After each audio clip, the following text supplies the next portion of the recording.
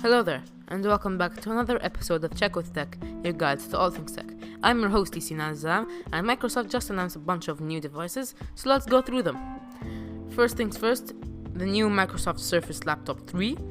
It will come in a brand new machine aluminum finish, which looks beautiful, with a 20% larger precision trackpad, and it will come in two sizes, a 13.5 inch and a 15 inch pixel sense display.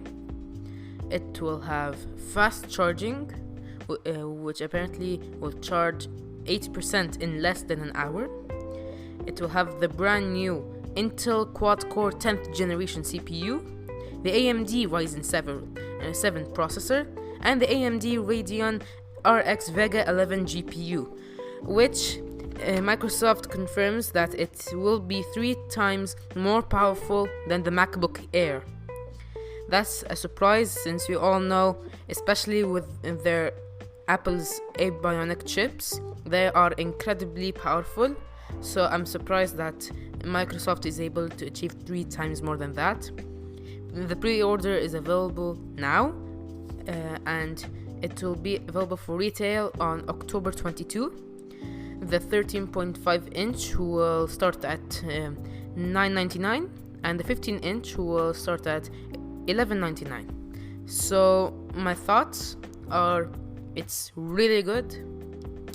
However, I would like if it would be cheaper, but other than that, it's almost perfect. Next up, we have the new Surface Pro 7. It will release again, available for retail on October 22. The pre-order is available now, and it will be available for $749. It will have a new USB-C port, which I am very proud of and I'm excited for. And Microsoft is entering a new territory, while they just announced the Microsoft Surface earbuds, which for me almost looks like the Samsung Galaxy Buds, but circular and flatter. It will have a directional dual microphone with office support. Apparently you can use it to make live caption on PowerPoints and more. It will be available later this year for $249. Nice, but I really don't like how it looks on the outside. Something about it just makes it look uncomfortable, even though they say it's really comfortable. So that's irony. And now we have the new Surface Pro X, and you know with that name that it has to be good. It will be, get this, 5.3mm thick.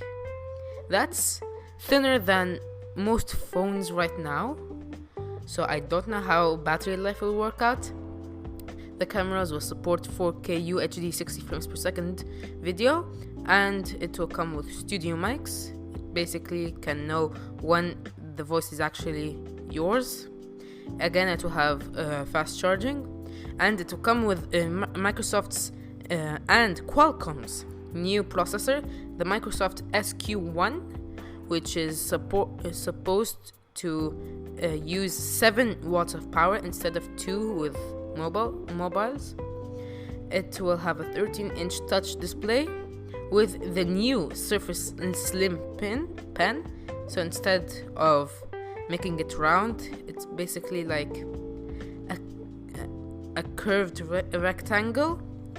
It will be hiding under the keyboard, and it will have a removable hard drive, and the screen will have a 1400 by 1 contrast ratio with a resolution up to 2880 by 1920 and 267 pixels per inch. And I don't know why, but it will have LTE support. The pre-order is available now, available for retail on November 5 and starting at $9.99. That was a lot of things to consider, but I think it's perfect. But the only issue is the keyboard is sold separately, I don't like that, so it will basically be like a regular old tablet. In order for it to be a 2-in-1, you have to waste another $250 on a keyboard. And now Microsoft is following in these footsteps with Samsung, Huawei, and others with the Surface Neo, a new foldable phone, but it's not exactly foldable. It will be available in late 2020. It's 5.6 millimeters thick with a 360-degree hinge, and it's actually possible because the screen isn't really folding because there's a bezel in the middle for the hinge, so that's how it's possible, with a magnetic keyboard, which makes half of the touch screen a trackpad, with a new OS called Windows 10X, which is the same as Windows 10, but it's optimized for Neo's dual screen. That was a lot to consider, but it looks so clean, but the bezels are a little bit bigger, and I don't know how I would like it if there is, even if it's tiny, a bezel in the middle of both screens. And I don't know how battery life again would work, considering the incredibly thin design. And all I hope is it doesn't break with all the folding and unfold. I don't know how that works, but yeah. Now, it's not exactly a foldable phone, it's more like a foldable half tablet, because one of the screens is actually bigger than most phones. So that's why they introduced the Surface Duo, which is the same thing, but it has similar designs to most phones, and it will actually come with Android, with also Windows 10X.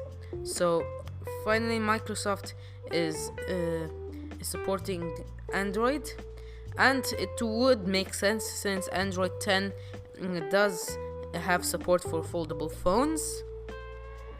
And yeah, that's it. So there goes another episode of Check with Tech, your guide to all things tech. I hope you stick around for next week's episode. Be sure to check out the other episodes and leave a review on Apple Podcasts. And until next time, this is Yaseen Azzam signing out.